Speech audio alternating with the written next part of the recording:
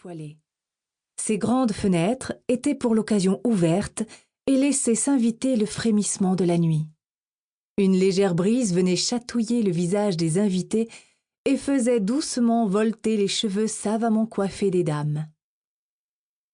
Néanmoins, aucune n'y prêtait attention, entièrement focalisées qu'elles étaient sur la fête qui se déroulait autour d'elles. Une seule personne avait ses yeux gris perlés tournés vers ce petit bout de ciel sombre, où un croissant de lune éclairait brièvement la pâleur de l'embrasure. Tout son être tendu, désireux d'atteindre la fraîcheur de la nuit et le silence apaisant de la nature en sommeil. Son esprit s'était déjà envolé loin du bourdonnement étouffant de la fête. Toutefois, ce fut avec de petits pas gracieux et lents que la femme s'éclipsa discrètement vers le balcon. Elle aurait voulu passer inaperçue, courir pour s'échapper de cette salle, mais les regards ne cessaient de la suivre. Bien qu'elle suscitât admiration, dévotion, respect ou désir, elle souhaitait parfois devenir invisible. Elle était un symbole, elle était un joyau, elle était leur reine. Elle atteignit enfin cet espace frais, embaumé par l'odeur des roses. Ses paupières se fermèrent un moment, un court instant durant lequel elle oublia où elle se trouvait, qui elle était. Une reine qui ne contrôlait plus son destin, une femme qui n'avait plus que l'obscurité pour dissimuler ses peurs comme son désespoir. Helena ?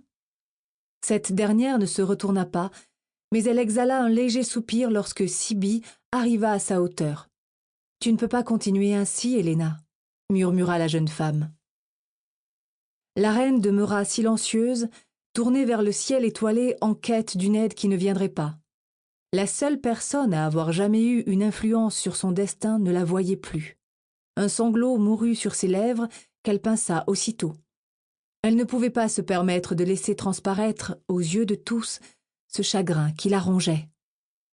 Certaines personnes attendaient son premier signe de faiblesse pour en tirer profit. Elle porta une main à ses lèvres pour réduire au silence le cri qu'elle aurait tant voulu pousser. Sa voix brisée s'éleva dans la nuit, pas plus forte qu'un murmure. « Il a amené Béatrice dans notre chambre hier soir.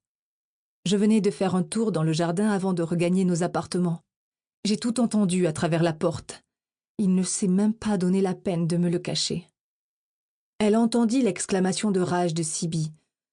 Elle n'avait pas besoin de la voir pour imaginer ses prunelles vertes lancer des éclairs, comme son teint, habituellement pâle et couvert de taches de rousseur, s'empourprait de colère.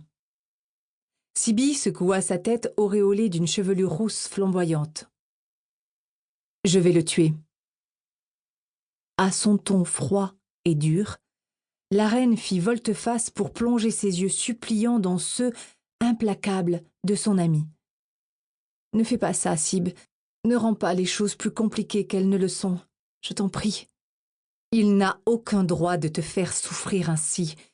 Tu vaux mieux que lui. » Le regard d'Helena devint fuyant.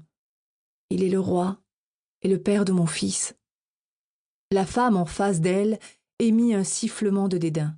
Elle se força à garder son calme lorsqu'elle vit Helena se recroqueviller sur elle-même, les larmes aux yeux.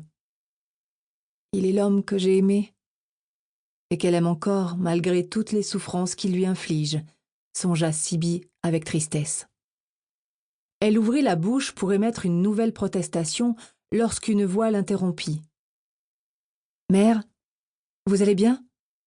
Les deux femmes se tournèrent et Helena surprit le regard inquiet de son fils. Elle dissimula aussitôt ses larmes pour lui offrir un sourire. « Tout va bien, Adrien. Je prenais simplement l'air. Tu n'es pas à la fête ?» Il secoua la tête sans un mot. Helena s'avança vers lui et, d'un geste tendre, remit une mèche rebelle en place sur son front. En retrait, Sibylle contempla ce jeune homme de 13 ans. Il observait sa mère d'un air grave, de ses yeux aussi gris que les siens. Cependant, alors qu'une cascade brune et bouclée enveloppait les fragiles épaules de la reine, Adrien avait hérité de la chevelure châtain doré de son père.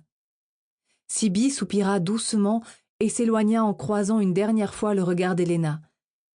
Elle ne pouvait pas intervenir. Elle le savait. Pas encore, songea-t-elle. Ce n'est pas encore le moment. Ses traits se durcirent. Le roi Turenne n'avait plus qu'à prier pour que jamais ce jour ne vienne. Plus tard dans la soirée, Adrian, en retrait dans un coin de la salle de bal, observait la foule bruyante ainsi que les sourires hypocrites, puis s'arrêta sur son père. Le roi Turenne d'Elnéade, un homme d'une quarantaine d'années, gouvernait depuis plus de 20 ans avec une poigne de fer. Pendant 7 siècles, la famille royale d'Elnéade avait régné sur le royaume de père en fils, jusqu'à ce qu'enfin la paix s'installe, marquant la fin de la guerre qui avait opposé Elnéal à Viduit, leur voisin. Turenne, enfant unique, avait donc échu de la couronne alors qu'il n'était qu'un jeune homme, lorsque ses parents étaient morts dans un tragique accident. Les saisons avaient à peine altéré ses traits, aussi avait-il tout au plus hérité d'un léger grisonnement sur ses tempes. Son charme, son titre et sa richesse continuaient d'attirer même les femmes ayant la moitié de son âge. Du haut de ses 13 ans, Adrian avait déjà rencontré le respect, la dévotion, mais aussi l'intérêt et la duplicité qu'entraînait obligatoirement son rang. Il savait les reconnaître comme tels, parvenait à les accepter, ayant l'habitude d'être au centre des attentions et que tous se plient à ses désirs. Aux yeux des autres, aucun nuage ne survolait la famille royale. Les gens les admiraient, les enviaient. Il ne savait rien. Adrian se détourna après avoir vu son père murmurer à l'oreille d'une courtisane, un verre de vin qui ne se vidait jamais à la main. Il entendit encore le rire bas et rauque de la femme lorsqu'il sortit de la salle de bal sans que personne ne le remarque. Adrian remonta les longs couloirs qu'il connaissait par cœur, entourés de magnifiques sculptures de marbre blanc et de riches tapisseries. Il dépassa les serviteurs qui s'inclinaient sur son passage et atteignit enfin l'aile ouest du palais. Sans hésitation, il se dirigea vers le 3e couloir sur sa gauche, puis s'arrêta devant une porte à double battant. Ses yeux s'attardèrent sans les voir sur l'encadrement de la porte et les superbes gravures entrelacées qui la décoraient. Son être tout entier se tendit à la perception du petit son étouffé qu'il discerna à travers le battant. Sans bruit, il pénétra dans la chambre plongée dans l'obscurité et s'approcha de la silhouette fragile qu'il devinait recroquevillée sur le lit. Son cœur se brisa lorsqu'il entendit les pleurs de sa mère, malgré ses tentatives pour les retenir.